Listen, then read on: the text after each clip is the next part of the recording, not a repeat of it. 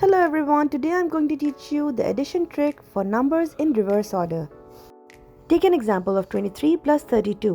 You can see that the numbers are same but the order is different. We are going to add 2 plus 3 is 5. 5 multiplied by 11 is 55. So 23 plus 32 gives 55. 73 plus 37. 7 plus 3 gives 10. 10 multiplied by 11 is 110. So 110 is the answer. Isn't that easy?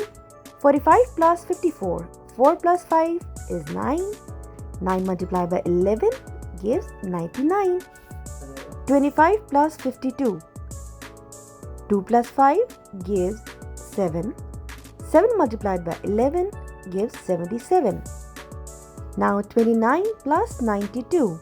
Now let me know the answer for the last one in the comments. And don't forget to like, share and follow the video. Stay tuned for the next one.